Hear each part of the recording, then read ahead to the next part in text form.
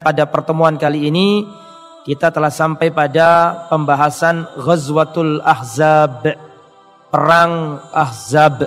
Perang Ahzab. Mengapa kok perang ini dikatakan Ahzab? Ahzab itu bentuk jamak dari hizbun. Hizbun itu artinya golongan. Kalau Ahzab artinya golongan-golongan. Mengapa kok perang ini dikatakan Ahzab, golongan-golongan, kelompok-kelompok yang banyak sekali? Karena dalam perang ini suku-suku Arab, kabilah-kabilah Arab, mereka bersatu mengepung kota Madinah. Maka perang ini dijuluki Ahzab karena seluruh kelompok-kelompok golongan-golongan Yahudi, Quraisy, Ghatafan, bahkan orang munafik pun ikut-ikutan main mata dengan orang-orang kafir. Mereka mengepung kota Madinah sehingga dinamakan perang Ahzab. Nah, perang Ahzab ini memiliki nama lain, yaitu perang Khandaq. Khandaq itu artinya apa?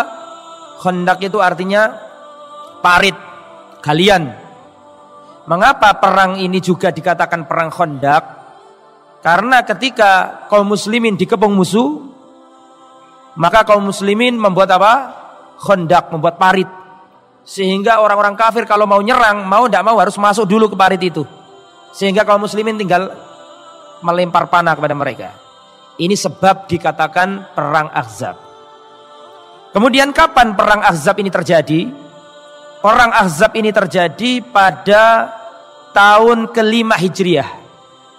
Setelah Rasulullah hijrah dari Mekah ke Madinah, terus 5 tahun setelah hijrah itu terjadilah perang Ahzab ini.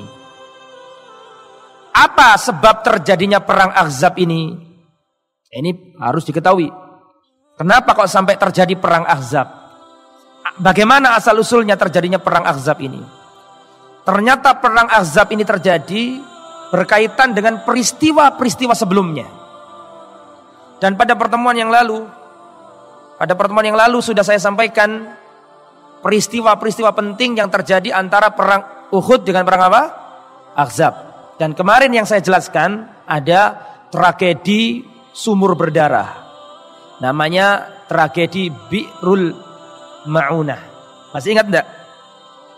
Masih ingat apa tidak? Kemarin ada sumur namanya sumur Ma'unah. Bi'ru Ma'unah. Bi'r Ma'unah. Sumur Ma'unah. Yang mana pada waktu itu ada utusan yang datang ke kota Madinah menghadap Nabi dan mengatakan, "Ya Rasulullah, sekiranya Anda utus sebagian orang dari sahabat Anda untuk mendakwai kabilah-kabilah Najd, maka itu sangat baik sekali. Mereka akan menerima. Kemungkinan mereka akan menerima dakwah sahabat-sahabat Anda." Maka atas informasi orang ini, Rasulullah mengirim 70 sahabat. Masih ingat kemarin? 70 sahabat ini bukan sembarangan sahabat. Para penghafal Quran, orang-orang yang faqih, paham agama. Dipilih yang orang-orang yang benar-benar memahami agama. Tujuannya dikirim untuk mendakwai kabilah-kabilah Najd. Maka diberangkatkanlah 70 orang yang faqih agama, yang hafal Quran, yang bagus bacaannya, yang pinter hadis, diberangkatkan untuk ngajari manusia. Sampai di tengah perjalanan ada sumur. Sumur bukan lubang buaya loh ya, beda ini. Jangan karena lagi semaraknya lubang buaya harus kita ikut-ikutan, bukan. Itu namanya Bi'r Ma'unah, sumur Ma'unah. Ketika sampai di tempat itu 70 sahabat ini dibantai, dibunuh. Tragedi berdarah. Sampai-sampai Rasulullah SAW melakukan apa kemarin? Ketika para sahabat dibunuh seperti itu, Rasulullah sampai apa? Melaksanakan kunut nazilah. Ini asal usul terjadinya kunut nazilah karena 70 sahabat dibantai para penghafal Quran ini. Para penghafal Quran ini dibantai yang sebanyak 70 orang ini. Nah, kemarin saya jelaskan ada seorang sahabat Nabi namanya Amr bin Umayyah Adh-Dhamri. Amr bin Umayyah Adh-Dhamri ketika pembantaian itu ada di sekitar tempat kejadian. Waktu para sahabat dibantai, ini Amr bin Umayyah Adh-Dhamri ini melihat ada burung-burung berterbangan. Burung-burung terbang-terbang. Oh, ini pasti ada apa-apa ini. Diteliti sama siapa tadi? Sahabat yang bernama Amr bin Umayyah Adh-Dhamri. Ternyata para sahabat dibantai di tempat itu. Maka Amr bin Umayyah ad-Dhamri ya sempat ikut perang membela 70 tadi tapi kalah. Ya, bahkan beliau lari ke kota Madinah ingin mengabarkan ke Nabi bahwa ada 70 sahabat pilihan terbunuh di sumur namanya Sumur Ma'unah itu. Di tengah perjalanan Amr bin Umayyah ad-Dhamri ini ketemu sama 2 orang lagi tidur. Masih ingat nggak ini? Masih ingat nggak? Tidur di bawah pohon. Dikira 2 orang ini termasuk yang ikut membunuh para sahabat. Maka mumpung mereka tidur, maka Amr bin Umayyah ad-Dhamri langsung menghunuskan pedangnya membunuh 2 orang itu. Dikira ini termasuk para pembunuh sahabat. Datang ke Nabi menyampaikan berita ini. Kata Nabi, orang yang kamu bunuh itu 2 itu bukan musuh. Dia bukan pembunuh sahabat dan kita harus bayar apa? Diat. Karena membunuh orang harus ada ganti ruginya. Dikira musuh padahal bukan musuh. Maka 2 orang akhirnya Rasulullah SAW mengumpulkan warga Madinah untuk urunan. Kan gitu kemarin ceritanya ya. Urunan untuk mengumpulkan uang untuk membayar diatnya 2 orang yang dibunuh oleh sahabat yang bernama Amr bin Umayyah ad-Dhamri tersebut. Nah, di antara yang diajak urunan oleh Nabi adalah orang-orang Yahudi, Bani Nadir. Mengapa? Karena sesuai perjanjian dulu ketika Rasulullah hijrah dari Makkah ke Madinah, di antara butir-butir perjanjian adalah bahwa Yahudi ya, harus ikut bayar diat jika terjadi sesuatu. Masih ingat kisah itu? Oke. Maka Rasulullah, Abu Bakar, Umar berangkat ke Bani Nadir, perkampungan Yahudi. Sampai di sana, maka Rasulullah ngomong sama ketuanya Bani Nadir bahwa ada sahabat kami yang bernama Amr bin Umayyah ad-Dhamri salah membunuh orang. Sesuai dengan kesepakatan dulu, maka kita warga Madinah urunan untuk menebus sebagai diat kepada keluarga yang dibunuh. Kata orang Yahudi, naf'al ya Abul Qasim. Oke, Abul Qasim. Jadi kenapa Rasulullah dipanggil Abul Qasim? Karena Rasulullah punya anak. Yang pertama namanya laki-laki, yang pertama namanya Al-Qasim. Ya, orang Yahudi kan nggak mungkin. Oke ya Rasulullah, nggak mungkin. Karena dia nggak iman sama Nabi. Oke ya Muhammad, ngoko kata orang Jawa. Makanya mereka memanggilnya dengan iya ya Abul Qasim, bapaknya Qasim, kami siap. Silakan duduk dulu. Kemudian orang Yahudi ini bermusyawarah. Bagaimana ini? Kita disuruh bayar apa? Diat urunan. Maka mereka berunding ingin membunuh Rasulullah. Siapakah di antara kalian yang mau membawa batu gilingan? Kemarin kan sudah saya jelaskan ini. Batu gilingan, gandum atau apa, bawa ke atas rumah terus timpakan ke Muhammad. Sebelum itu dilaksanakan, ada orang Yahudi yang mengatakan jangan kau lakukan itu. Wallahi kalau kamu lakukan itu, sebelum kau timpakan batu itu, Muhammad pasti dapat wahyu. Itu menunjukkan orang Yahudi ngerti nggak kalau itu Nabi? Ngerti.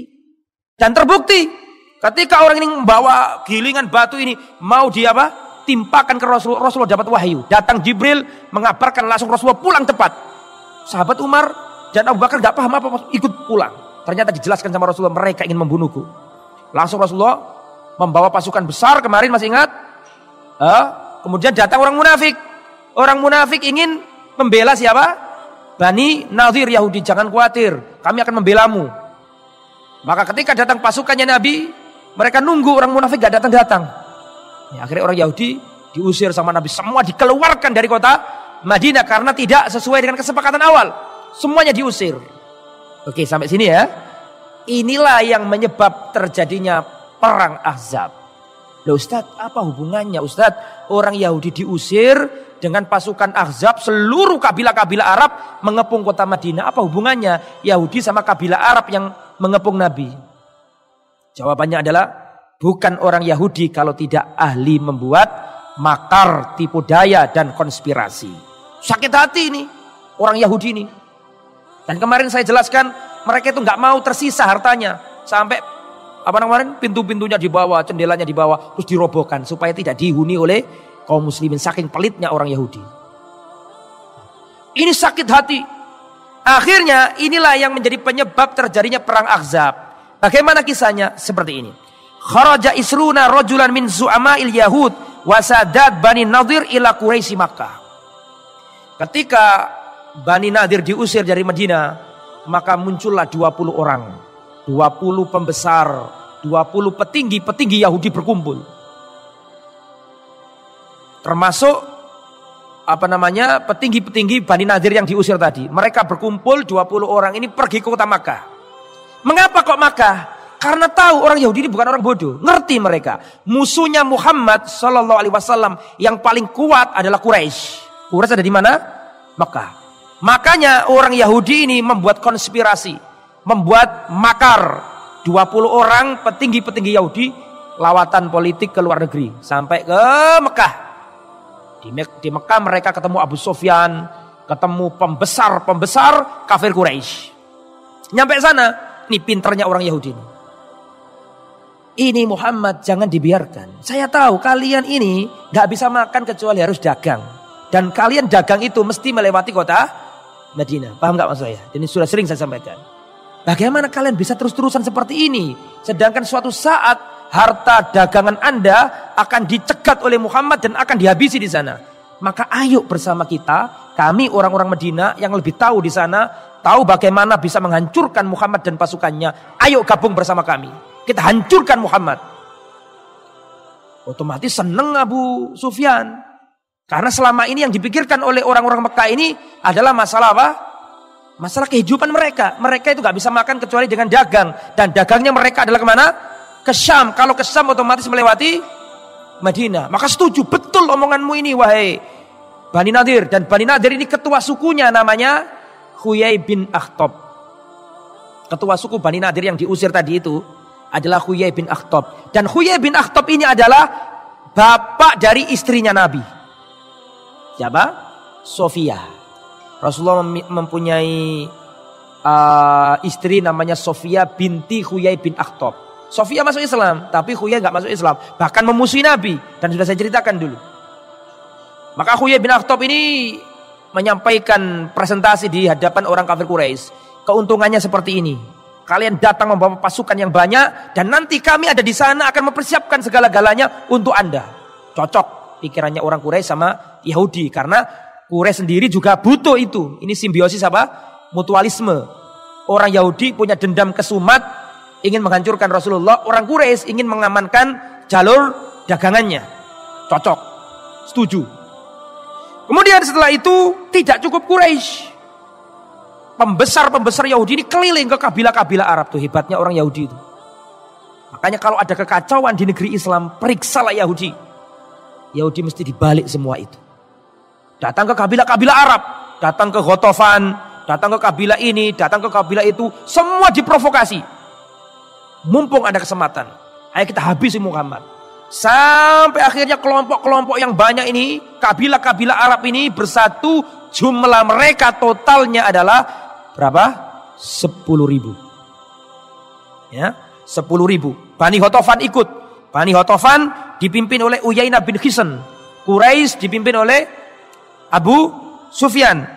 Kemudian Banu Murrah dipimpin oleh Haris bin Auf. Jadi pimpinan setiap kabilah punya pemimpin, setiap kabilah punya pemimpin, setiap kabilah punya pemimpin, setiap kabilah punya pemimpin, setiap kabilah punya pemimpin. Semuanya berbondong-bondong datang ke Madinah dan panglima perang secara utuh siapa? Abu Sufyan. Abu Sufyan. Berangkat semuanya ini. Rasulullah Shallallahu Alaihi Wasallam mendengar berita ini. Ini permainan orang Yahudi semua ini. Permainannya orang Yahudi pada waktu itu. Jadi Yahudi sekarang sampai sekarang itu mereka membuat makar konspirasi. Itu sejak zaman Nabi ketika Nabi masih hidup. Ya, maka semua ini berangkat ke kota Al-Madinah dengan persenjataan yang lengkap. Ya, mereka datang ke kota Madinah. Rasulullah Shallallahu Alaihi Wasallam mendengar berita ini. Segera Rasulullah Sallallahu Alaihi Wasallam membuat musyawarah. Para sahabat-sahabat senior dikumpulkan. Abu Bakar, Umar, Utsman, Ali dikumpulkan semuanya. Pembesar-pembesar Ansor kumpul, pembesar-pembesar Muhajirin kumpul. Bagaimana ini? Akan datang kabilah-kabilah Arab. Makanya dikatakan perang apa tadi? Ahzab, yang artinya kelompok-kelompok yang banyak sudah datang dan akan mengepung kota Madinah. Apa yang harus kita lakukan? Rasulullah musyawarah dengan sahabat-sahabat. Di saat seperti itulah ada seorang sahabat yang dari negeri Persia, bukan Arab.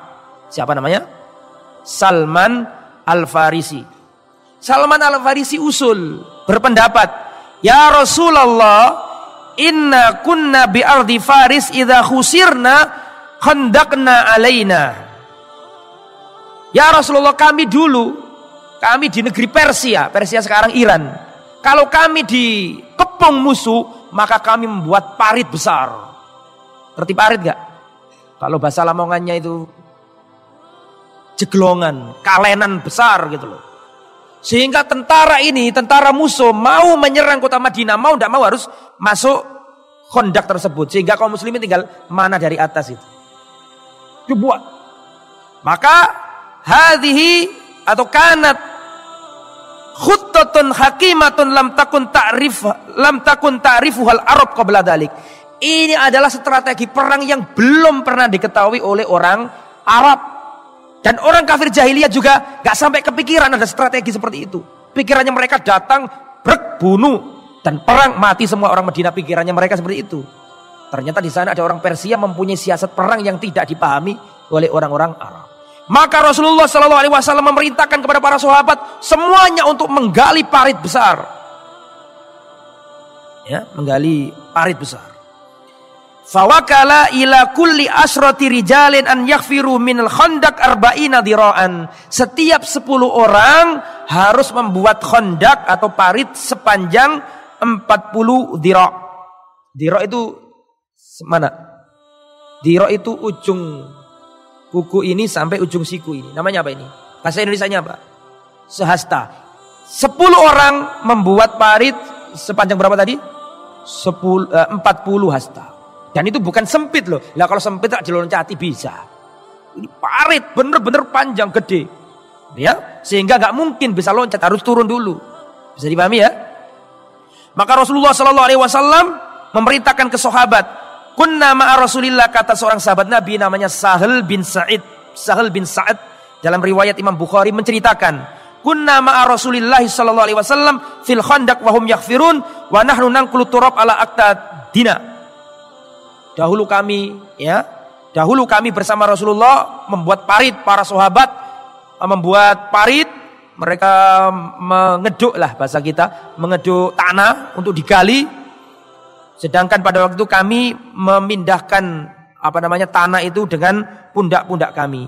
Kemudian saat seperti itu Rasulullah berdoa, "Allahumma la aisha illa aishul akhirah." Ya Allah, tidak ada kehidupan kecuali kehidupan akhirat. Faghfir lil muhajirin wal ansor.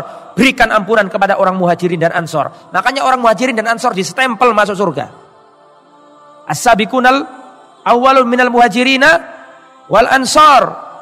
Orang-orang muhajirin dan ansor distempel radhiyallahu anhum. Allah ridha kepada mereka. Makanya kita gak boleh mencela sahabat Nabi. Nah, maka para sahabat itu pada waktu itu musim paceklik, pada waktu itu musim dingin. Musim dingin, musim apa namanya? Muslim syita. Karena di Arab itu ada musim syita, musim yang dingin. Dinginnya luar biasa, Pak. Nggak kuat kita itu kalau nggak pakai baju double lap. Dinginnya luar biasa. Para sahabat, dan itu dinginnya bukan kok malam, siang hari itu dinginnya luar biasa. Duhur saja itu dinginnya luar biasa. Kena air itu kayak ditusuk jarum. Saking apanya? Dinginnya. Sudah pernah nyoba belum? Nah, silakan ke sana. Insya Allah sampai ke sana semua. Bulan-bulan sebelum Desember itu dingin-dinginnya itu. Oh, itu bisa kalau kena air kayak ditusuk jarum. Ya. Sakit saking dinginnya. Dan kering. Enggak seperti Indonesia lembab, sana kering. Jadi sangat sampai kalau orang enggak terbiasa bisa pecah-pecah bibirnya. Itu di saat seperti itu, musim dingin dan lapar para sahabat itu, mereka membuat galian. Ya. Di saat seperti itu para sahabat mengeluh kelaparan. Ya, syaqauna ila Rasulillah sallallahu alaihi wasallam al-ju'a. Farafa'na an butuniya an hajar. Farafa'a Rasulullah an hajarain. Kami ini kelaparan para sahabat. Abu Talha meriwayatkan kami kelaparan, maka kami mengadu ke Nabi. Dan pada waktu itu kami mengganjal perut-perut kami dengan batu. Saking laparnya. Diganjal perutnya ini. Ya. Maka datang ke Nabi mengeluhkan bahwa kami sedang kelaparan. Ternyata kami para sahabat melihat Nabi telah mengganjal perutnya dengan 2 batu. Artinya Rasulullah lebih lapar daripada sahabat. Di saat seperti itu ada seorang sahabat Nabi yang bernama Jabir bin Abdullah. Terkenal Jabir bin Abdullah ini, lelaki soleh, sahabat pilihan. Jabir bin Abdillah ini ngerti Rasulullah kelaparan nih. Langsung dia pulang, nyembelih kambing, terus nyuruh istrinya mengaduk adonan gandum 1 sok. 1 sok itu berapa, Pak? 1 sok itu 4 mud. 1 sok gak ngerti, mud juga gak ngerti. Cuma 1 sok. 1 sok itu kalau Indonesia ya kurang lebih 2,5 kilo. Atau 4 kali mud, 4 mud. Intinya ya kurang lebih 3 kilo lah. Cuma segitu dimasak. Terus nyembelih apa tadi? Kami kan tahu Jabir ini Rasulullah kelaparan ini. Bukan lapar lagi, kelaparan. Maka setelah selesai Jabir ini datang ke Nabi dengan pelan-pelan, sembunyi-sembunyi. Enggak diumumkan, ayo siapa yang mau makan? Yo, entek, cuma dikit kok makanannya kok. Maka dia pelan-pelan supaya sahabatnya enggak tahu kalau dia lagi masak sama istrinya. Sampai di hadapan Rasulullah, ya Rasulullah monggo ke rumah saya ada makanan. Setelah dapat kabar seperti itu, langsung Rasulullah berkata ke sahabat, ayo sahabat, ayo makan di rumahnya Jabir. Bingung Jabir, lu wong akeh iki. Piye iki? Padahal cuma 1 kambing plus apa tadi? Makanan 1 sok, 2,5 kilo kurang lebih atau 3 kilo lah. Ya? Diajak semuanya. Maka semua para sahabat makan di tempatnya Jabir dan kenyang semuanya. Dan ternyata makan itu utuh. Dan itu disaksikan oleh para sahabat. Dan hadis ini diriwayatkan oleh Al-Imam Al-Bukhari. Ini termasuk kemukjizatan apa? Rasulullah Shallallahu Alaihi. Akhirnya kenyang semua sahabat. Padahal tadi cuma 1 sok, keberkahan. Berkah itu adalah ziyadatul khair, kebaikan yang bertambah. Sedikit di pandangan manusia, tapi cukup, itu namanya berkah. Enak, nyaman, berkah. Nah, setelah itu ada seorang wanita, saudarinya sahabat An-Nu'man bin Bashir. Nu'man bin Bashir ini bawa sekeranjang kurma. Sekeranjang kurma, ya dimakan, bawa kurma beliau ini, terus dibagi-bagikan sama kerabat-kerabatnya. Kemudian Rasulullah melihat, maka Rasulullah minta fatolaba min hatamar. Rasulullah minta beberapa butir kurma. Setelah itu Rasulullah SAW memanggil orang yang lagi gali parit. Ayo sahabat, keluar semuanya kita makan dulu. Dan ternyata kurma tadi itu dimakan oleh sahabat, sedangkan kurma tersebut tidak habis dimakan oleh sahabat. Karena kemukjizatan dari Rasulullah SAW. Ini sepanjang hari ini gali parit tugasnya. Makanya kelapar. Para sahabat gali sampai ketika gali itu ketemu batu gede. Gak bisa dihancurkan. Ini kalau batu ini gak dihancurkan bahaya. Nanti bisa dibuat orang kafir nyebrang kan gitu kan. Bingung, mentok gak bisa. Di apa namanya itu? Pakai, kalau Lamongan pakai apa biasanya? Terserah pakai apa lah itu. Pakai apa? Gak mempan. Bingung mereka datang ke Rasulullah. Ya Rasulullah, ini ada batu besar, nggak bisa Rasulullah. Sudah kita apa-apakan nggak bisa pecah. Maka datang Rasulullah Shallallahu Alaihi Wasallam. Rasulullah membawa kapak besar. Rasulullah berdoa. Bismillah, dipukul oleh Rasulullah Shallallahu Alaihi Wasallam 1 kali pukulan, langsung bisa terbelah batu besar tadi itu. Dan dalam riwayat yang lain, Rasulullah mukul 1 pukulan. Kemudian Rasulullah mengatakan, Allahu Akbar, aku diperlihatkan oleh Allah. Sekarang ini, di tempatku ini, aku diperlihatkan bahwa aku melihat istana Romawi. Artinya nanti Romawi akan kita taklukkan. Kemudian Rasulullah mukul yang kedua, Rasul ditampakkan oleh Allah, istana Persia. Saya sekarang ditampakkan Persia, Allahu Akbar. Utitu Faris. Wallahi inni laubsiru qasrul madain al-abyad. Sekarang ini aku melihat istana Persia yang berwarna putih. Istana Madain. Itu nanti ditaklukkan di zamannya Umar bin Khattab. Kemudian Rasulullah juga memukul untuk ketiga kalinya. Rasulullah mengatakan, Allahu Akbar, utitu mafatihal Yaman. Aku diberi kunci-kunci perbendaraan negeri Yaman. Kalau yang kedua tadi kunci-kunci Persia, yang pertama kunci-kunci apa? Romawi. Wallahi ini la ubsir abwaba San'a min makani. Demi Allah aku sekarang bisa melihat ya gerbang-gerbang kota San'a. San'a itu mana? Yaman, ibu kota Yaman itu San'a. Rasulullah SAW di saat terjepit genting seperti itu, Rasulullah memberi kabar gembira kepada para sahabat supaya sahabat ini optimis bahwa kita dimenangkan oleh Allah.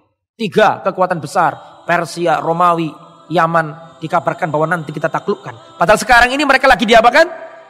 dikepung oleh lautan musuh. Tapi Rasulullah mengabarkan berita gembira tersebut.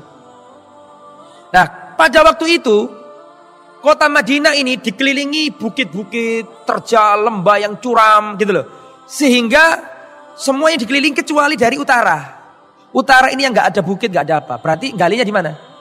Ya utara ini yang digali. Yang lain mah nggak usah karena perbukitan, gunung-gunung terjal dan gunung-gunung batu di sana itu. Kan gitu kan? Akhirnya yang utara ini yang digali paritnya.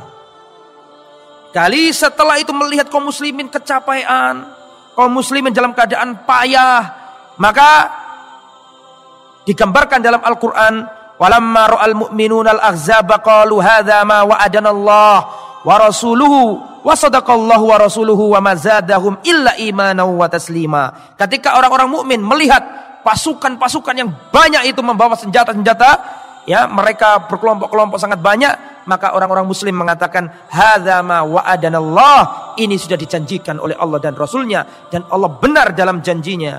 Wa ma zadahum illa imanan wa taslima, tidaklah menambah kecuali keimanan dan pasrah kepada Allah. Jadi melihat itu tidak sedikit pun para sahabat itu ya. Berbeda dengan orang munafik. Orang munafik tinggal di mana, saya mau tanya? Pada waktu itu orang munafik tinggal di mana? Ya tinggal di Madinah, campur sama sahabat.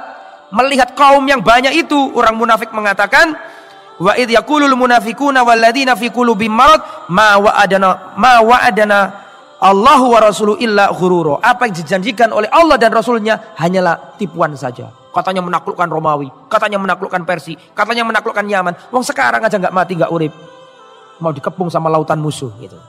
Jadi gembosi orang. Mana janjinya Nabi kalian ini? Katanya menaklukkan Persia, Romawi. Wah sekarang aja sudah dikepung oleh lautan musuh. Kita menang dari mana? Semua sudah mengepung kita. Itu orang munafik selalu menggembosi perjuangan kaum muslimin. Datang sudah pasukan Romawi, akhirnya datang. Dan mereka jumlahnya berapa? Banyak sekali. Ya, kok Romawi sih? Pasukan apa tadi?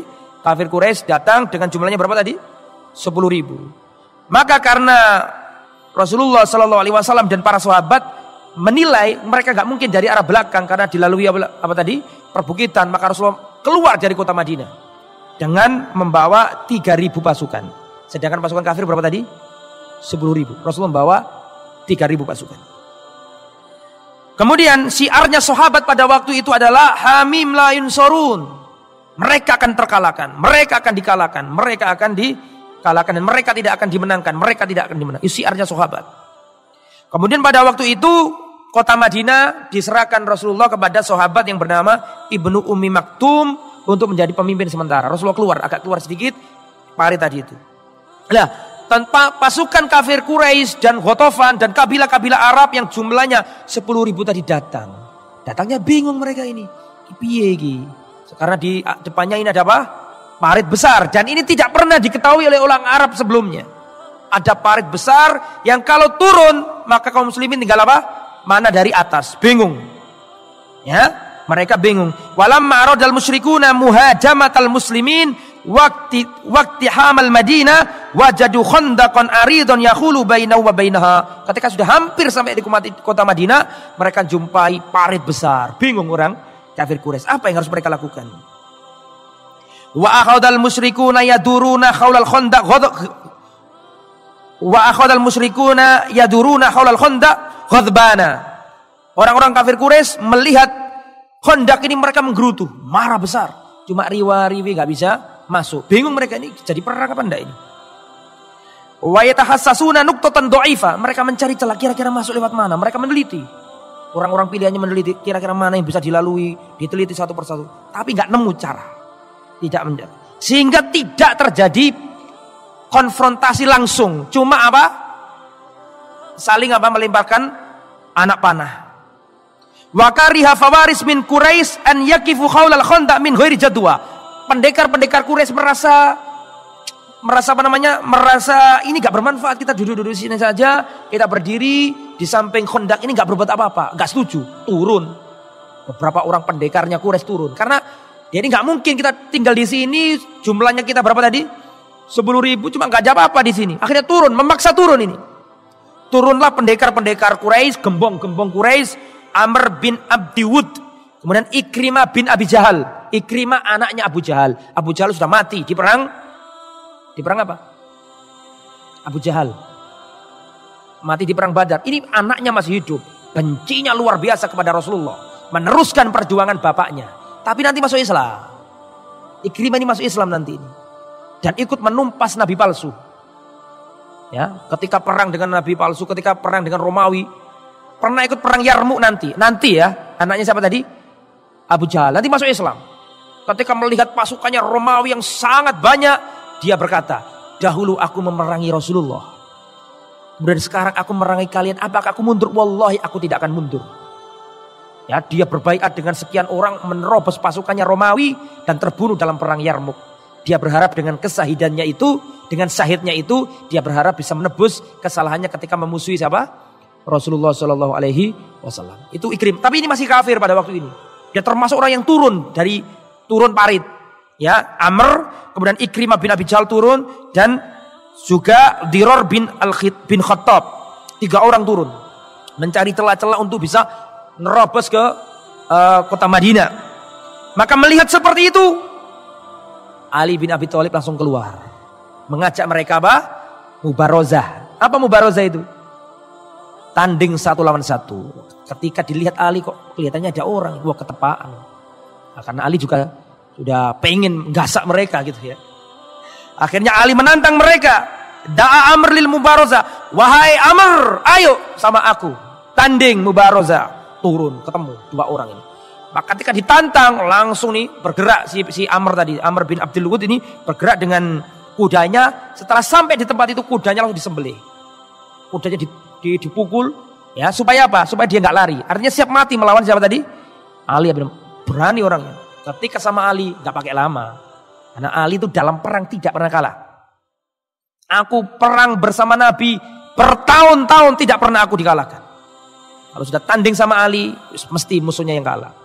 Ali ini pendekar, Pak. Analladzi sammatni ummi Khaidara kallayuthi fil ghabati fanduro. Kalau sebelum Mubarozah dia ngomong, aku adalah singa. Aku adalah pemuda yang dinamai oleh ibuku seperti singa. Pendekar Ali. Maka terjadi Mubarozah, langsung dibunuh ini si Amr ini. Maka Ikrimah bin Abi Jahal lihat temannya mati, langsung lari dia, nggak jadi terus. Balik dia. Wis mati dia, terus mati. Akhirnya Ikrimah bin Abi Jahal nggak balik semuanya. 2 orang itu balik, naik lagi, nggak jadi nerobos. Nah, di saat seperti itu, ya. Tapi terus orang kafir masih berusaha. Di saat seperti itu, kaum muslimin konsentrasinya adalah menggali parit. Terus menggali parit karena semakin banyak pasukan musuh, semakin datang, semakin dipercepat menggali parit ini. Sampai Rasulullah dan para sahabat lupa nggak sholat asar. Maka Umar bin Khattab datang ke Rasulullah. Ya Rasulullah, la musalli al-asr. Padahal waktu itu sudah tenggelam matahari. Umar datang. Ya Rasulullah, saya belum sholat asar. Hatta kadatis samsu an taghrib. Sampai belum terbenam ya. Sampai matahari hampir tenggelam. Baru Umar datang ke Nabi. Ya Rasulullah, aku belum sholat. Kata Nabi, wa ana wallahi ma sholaituha. Aku juga belum sholat, wahai. Sampai akhirnya Rasulullah dan para sahabat sholat asar ini setelah matahari tenggelam. Setelah matahari apa? Tenggelam. Ini kan secara hukum fikih nggak sah. Tapi karena ada udzur syar'i, lupa, maka boleh. Ini juga sebagai dalil bahwa barang siapa yang lupa sholat, ya, kemudian kelupaan, maka sholat ketika apa? Ketika ingat. Atau ketika tertidur. Rasulullah pernah sholat subuh di perjalanan karena keletihan, kecapean sama sahabat semuanya, tertidur sampai dibangunkan matahari. Ya, setelah itu sholat subuh ketika matahari sudah naik. Berarti orang tidur, orang lupa itu ketika ingat ya sudah dia, atau ketika dia bangun maka dia itu sholat. Kecuali kalau sengaja lihat bola jam 3, lihat bola sampai ada adzan. Waktu adzan adu penalti. Wah, ini mau ke masjid ini, ini adu penalti. Terus sampai komat baru selesai. Mau ke masjid, malas, dia tidur sebentar, masih ada waktu banyak, tidur. Bangun jam 8. Oh, enggak boleh sholat ya. Karena ini kata orang Lamongan ditemo, ngerti ditemo ya? Apa itu? Disengaja. Ini enggak boleh kali itu. Karena sudah masuk waktunya malah pura-pura lupa atau pura-pura tidur, akhirnya tidur sungguhan, maka ini tidak boleh. Baik, itu hukum fikihnya jadi boleh. Maka Rasulullah SAW berdoa, mala Allahu alaihim buyutahum wa kuburahum naro. Semoga Allah memenuhi rumah-rumah mereka dan kuburan-kuburan mereka api, karena mereka telah melupakan kita dari sholat wusta. Kata Nabi, mereka melupakan kita dari sholat wusta, melalaikan kita, menyibukkan kita dari sholat wusta. Saya mau tanya, sholat wusta sholat apa? Sholat asar. Makanya ada firman Allah Subhanahu Wa Taala, hafidhu ala sholawati was sholatil wusta. Jagalah sholat-sholat, terutama sholat wusta, sholat tengah. Sholat wusta ini ditafsir oleh Nabi sholat apa? Sholat asar. Ini menunjukkan sholat asar adalah sholat yang paling, ya semuanya penting, tapi lebih lagi adalah sholat asar. Karena firman Allah, hafidhu ala sholawat, jagalah sholat-sholat, was sholatil wusta, dan sholat apa? Dan sholat asar. Seandainya Allah mengatakan jagalah sholat-sholat, sholat asar sudah masuk belum? Sudah masuk, tapi diulangi, dan sholat asar. Berarti sholat asar ini harus diperhatikan. Dan kenyataannya sholat asar ini sholat yang paling tidak diminati oleh kaum muslimin. Kalau sholat subuh banyak loh Pak. Banyak mana yang sholat subuh sama sholat asar? Sholat subuh banyak, meskipun banyak yang kakek-kakek, tapi kan banyak gitu loh. Nah, kalau sholat asar ini tidak kakek-kakek, tidak anak muda, ya jarang. Oke, kita masuk materi lagi. Akhirnya para sahabat dan Rasulullah sholat asar di waktunya sholat maghrib. Ya, dalam kondisi seperti ini, ya, dalam kondisi seperti ini belum terjadi konfrontasi secara fisik, kecuali hanya sekedar panah. Di antara sahabat yang kena panah adalah pendekarnya Ansor, ketuanya Ansor, Sa'ad bin Mu'ad. Jangan dilupakan nama ini, karena nama ini akan berkaitan dengan nanti peristiwa setelah perang Ahzab. Ya, siapa namanya tadi? Sa'ad, ini kunci, Sa'ad bin Mu'ad. Sahabat ini kena panah, kena urat lengannya, urat tangannya. Di saat seperti itu, ini nanti karena luka ini beliau nanti wafat. Tapi gak sekarang, tapi karena asarnya ini, karena pengaruh ini nanti beliau wafat. Ketika beliau kena, beliau berdoa, dan doanya dikabulkan oleh Allah. Doanya ini doa mustajabah. Ketika terluka ini, Sa'ad bin Mu'ad berdoa kepada Allah. Allahumma innaka ta'lamu annahu laisa ahadun ahab ilayya an ujahidahum fika min qaumin kadzabu rasulaka wa akhrajuhu min biladi. Ya Allah, engkau tahu bahwa tidak ada yang lebih aku cintai untuk aku perangi melebihi kaum yang telah mendustakan nabimu. Ya siapa maksudnya? Kafir. Ya Allah, kalau masih ada perang-perang lagi dengan kafir Quraisy, jangan matikan aku ya Allah, kecuali aku ikut perang itu. Tapi jika ini adalah perang yang terakhir ya Allah, matikan aku dalam perang ini. Tapi jangan matikan aku dulu ya Allah, sampai aku merasa tenang dari Bani Quraidah. Mohon diingat-ingat ini doanya ini, karena ada kaitannya sama cerita nanti.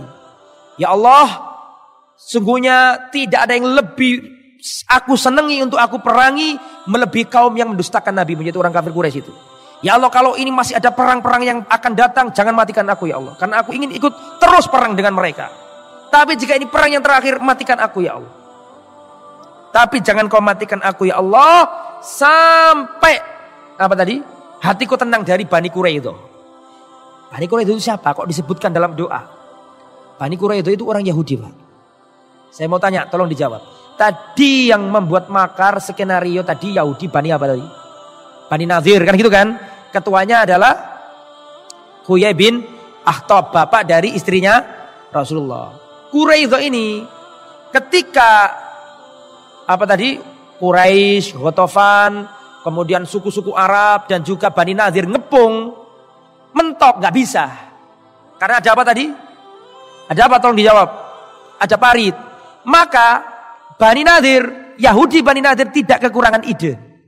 Masih ada satu komunitas Yahudi di dalam kota Madinah yang belum keluar. Yang pertama dulu saya ceritakan, mudah-mudahan sampai masih ingat. Dulu ada seorang wanita pakai jilbab, beli di pasar Yahudi, masih ingat? Dengan gara-gara itu akhirnya diusir. Itu namanya Bani Qainuqa. Itu yang pertama, sudah diusir. Yang kedua Bani Nadir, yang baru saya ceritakan tadi itu, karena diajak urunan gak gelem, malah ingin membunuh Nabi, diusir sekalian. Tinggal satu, Bani apa? Quraidah. Bani Quraidah masih di dalam. Bani Nadir gak kekurangan akal, mentok karena di sini ada parit, tidak bisa nembus. Dia mendatangi Bani Quraidah. Nah, Bani Quraidah ini pimpinannya namanya Ka'ab bin Asad. Ka'ab bin Asad Al-Quradi. Orangnya memegang teguh perjanjian, tidak mau mengkhianati Rasulullah SAW. Orangnya, aku nggak mau seperti Bani Nadir, aku nggak mau seperti Bani Qainuqa. Muhammad itu orangnya baik, aku akan setia dengan perjanjian ini. Tidak mau melanggar perjanjian. Berbeda dengan dua kabilah yang sebelumnya. Didatangi sama Bani Nadir tadi ketuanya Huyai bin Akhtab. Ayo, didatangi, diketuk pintu rumahnya. Ya, ini qad ji'tuka ya Ka'ab bi'izzid dahr. Ya, sebelum ngomong seperti itu, ngetuk pintunya gak digubri sama siapa? Sama Ka'ab bin Asad Al-Quradi, pimpinannya orang Quraidah ini tadi. Ketika ketua sukunya Bani Nadir Huyai bin Akhtab mengetuk pintu gak digubri, karena tahu ini pasti membujuk aku supaya aku mengkhianati perjanjianku dengan siapa? Muhammad SAW. Gak dibukakan pintu. Ya, ketok-ketok pintunya gak dibuka. Orangnya baik pada dasarnya. Ya. Setelah itu dia ngomong. Karena terus digedor-gedor pintunya dibuka. Setelah dibuka ngomong nih si Huyai bin Akhtab, pembesar Bani Nadir, mengatakan, ini qad ji'tuka ya Ka'ab bi'izzid dahr. Wahai Ka'ab, aku datang kepadamu dengan kemuliaan zaman, dengan lautan yang luas, samudra yang tidak bertepi. Kita kalahkan Muhammad sekarang. Tak mau. Ya, kemudian dia mengatakan, demi Allah kau datang kepadaku dengan kehinaan sepanjang zaman. Tidaklah engkau datang kepadaku seperti halilintar yang menyambar tapi tidak pernah menurunkan hujan. Aku enggak mau. Fa inni lam aram bin Muhammadin illa sidqa wa wafa'a. Demi Allah aku tidak melihat Muhammad kecuali orangnya jujur, setia, tidak pernah berkhianat. Aku enggak mau mendolimi Muhammad. Enggak mau dia. Yahudi apa enggak ini?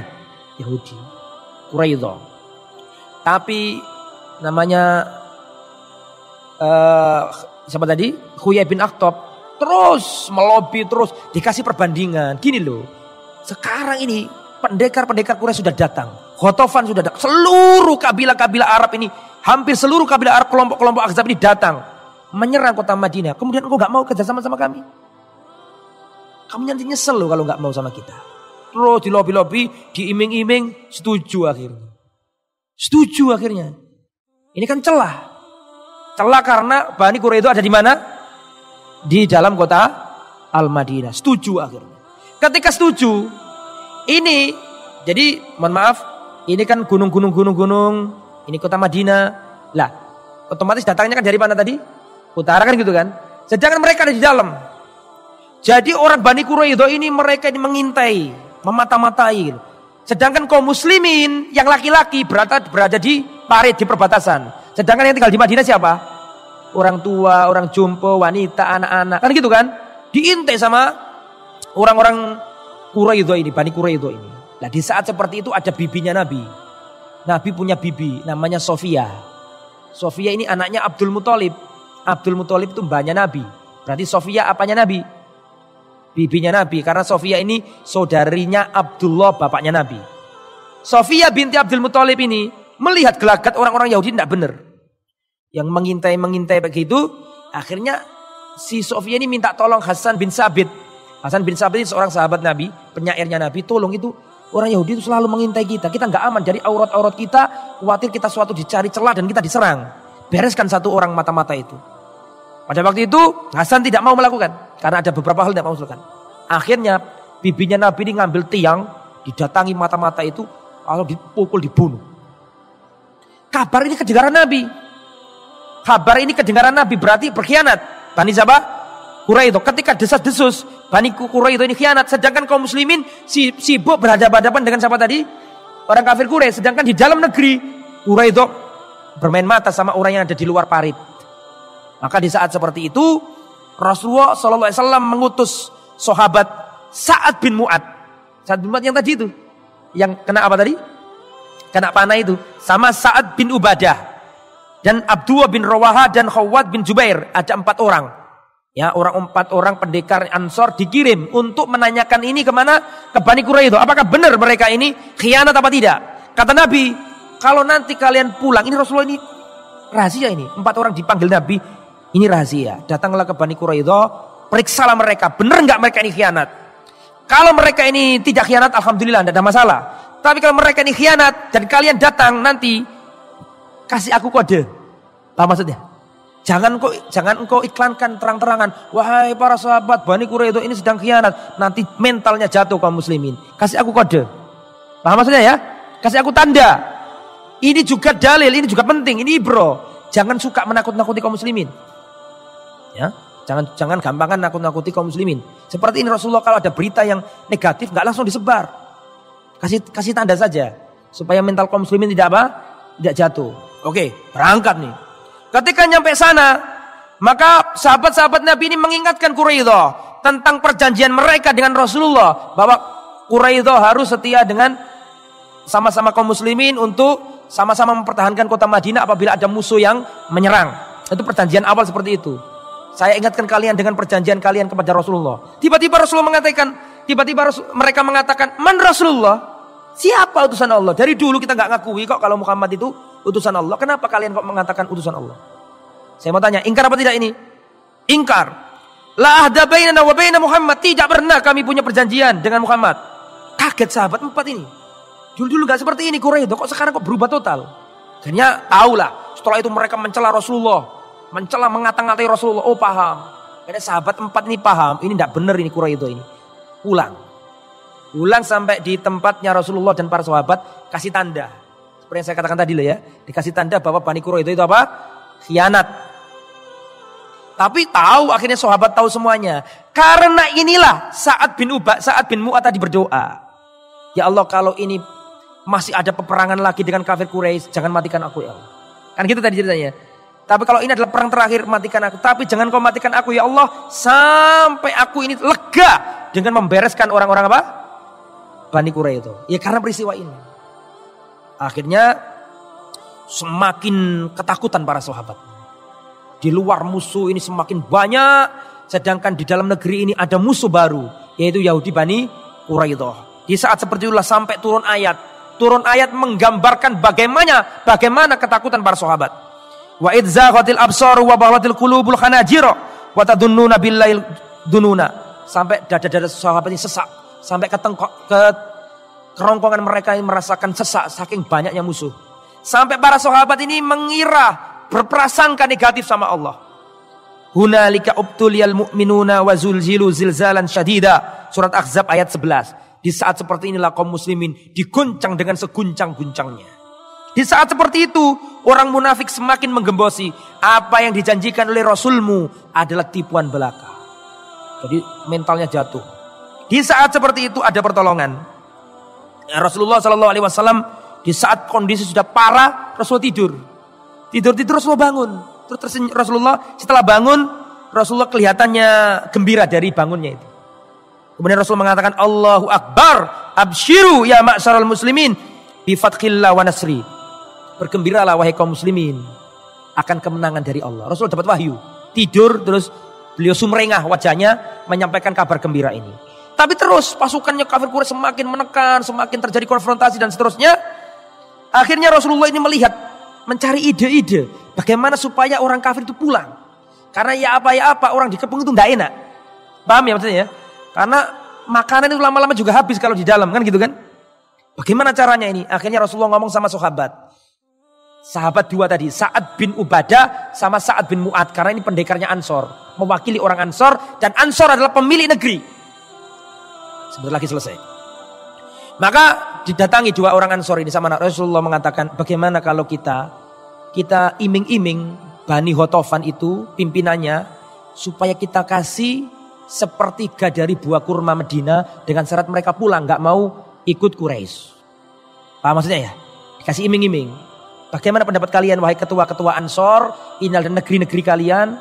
Bagaimana kalau saya akan ngomong sama pimpinannya Ghatafan dan kabilah-kabilah itu, kita bujuk mereka, kita kasih sepertiga kurma Madinah supaya mereka pulang dan tidak ikut Quraisy. Dijawab sama Sa'ad bin Mu'ad dan Sa'ad bin Ubadah, ya Rasulullah, apakah ini wahyu? Apakah ini wahyu ya Rasulullah? Kalau ini wahyu ya Rasulullah, maka sami'na wa ata'na. Jikalau ini perintah Allah, sami'na wa ata'na. Tapi kalau ini sekedar usulan dari Anda ya Rasulullah, wallahi ya Rasulullah, Dulu ketika kami ini masih musyrik, menyembah berhala, kami tidak akan rela kurma kami dimakan musuh-musuh kami. Kemudian kami setelah Islam menegakkan kalimat tauhid, musuh-musuh kami ingin mengambil kurma kami dengan gratis. Wallahi la nutihim illa sayf. Demi Allah ya Rasulullah, tidak akan kami beri mereka kecuali pedang-pedang kami. Paham maksudnya ya? Tidak mau sahabat. Pertolongan Allah datang. Ya, insya Allah waktunya cukup. Pertolongan Allah datang, ada seorang namanya Nuaim.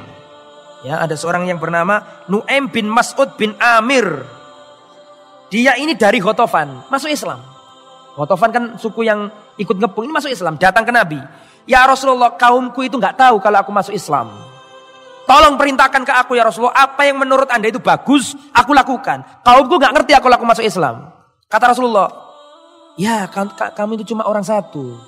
Ya orang satu, apa yang diperbuat oleh orang satu ya terserah kamu, apa yang kamu bisa lakukan. Wah, betul ini.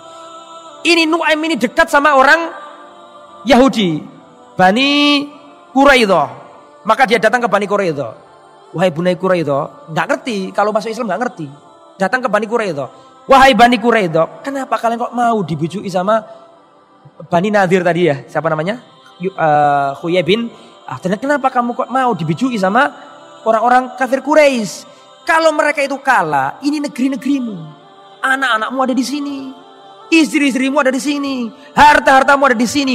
Kalau sampai besok Muhammad itu menang, kalian akan disembelih sama Muhammad. Akan dihabisi sama Muhammad.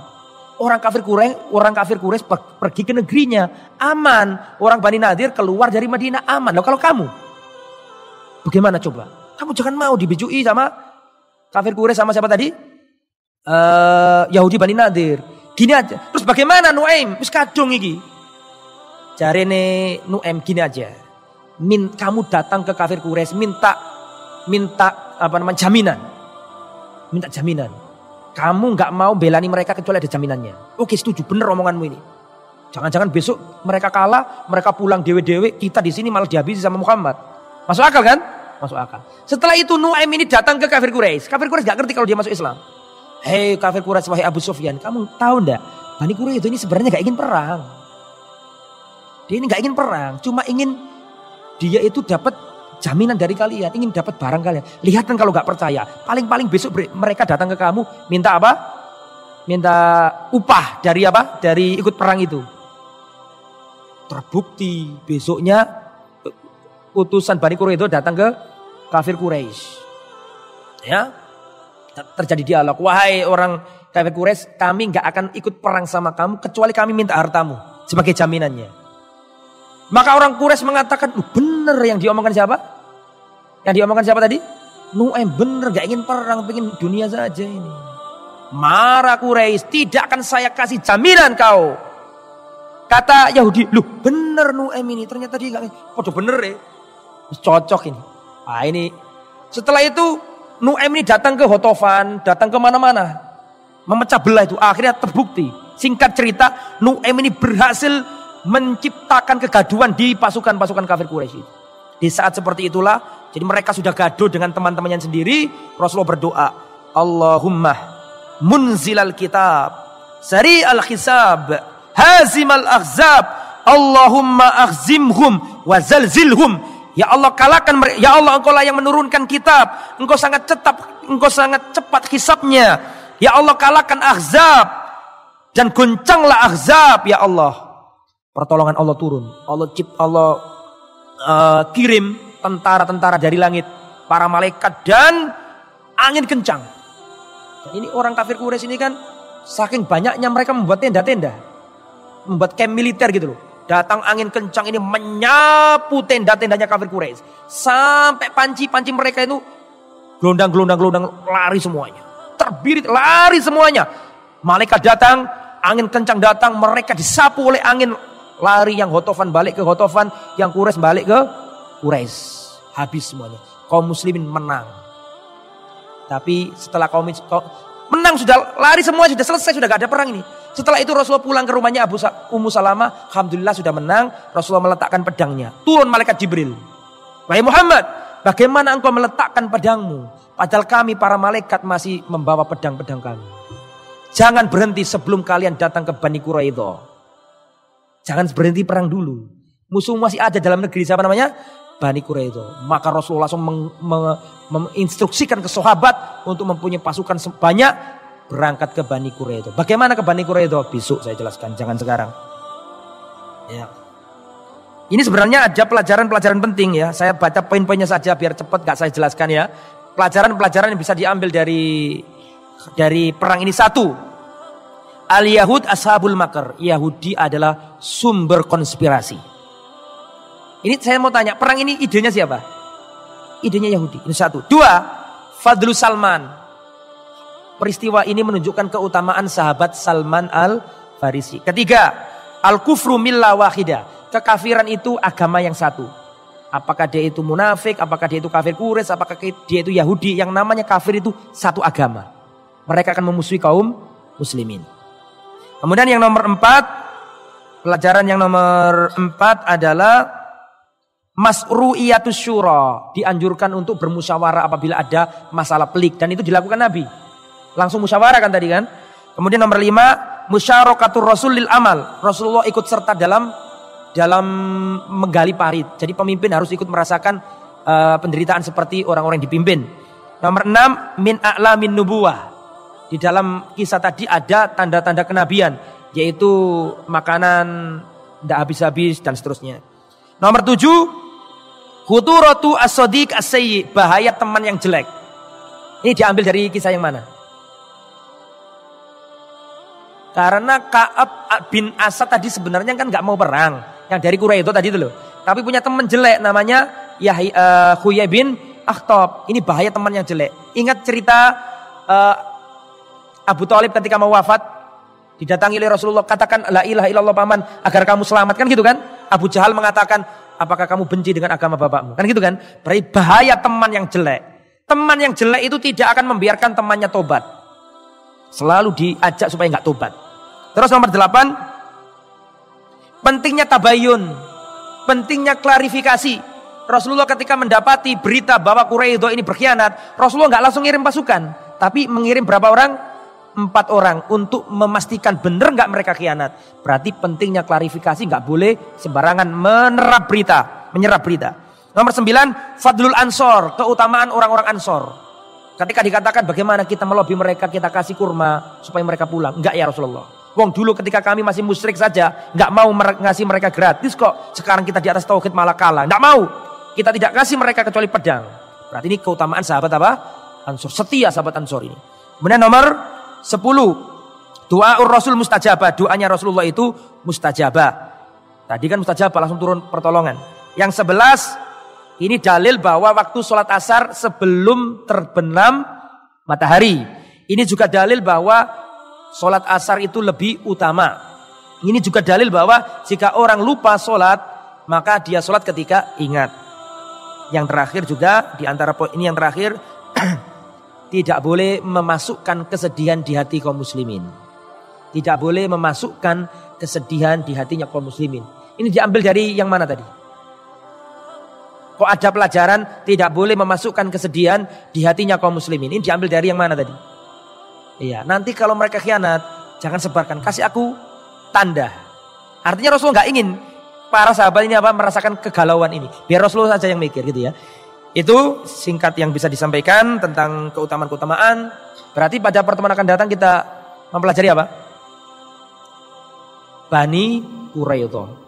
Karena yang berkhianat. Apa yang dilakukan Rasulullah dan sahabat terhadap Bani Quraidah, insyaallah kita jelaskan pada pertemuan yang akan datang. Semoga bermanfaat. Subhanakallahumma wa bihamdika asyhadu an la ilaha illa anta astaghfiruka wa atubu ilaik. Wassalamualaikum warahmatullahi wabarakatuh.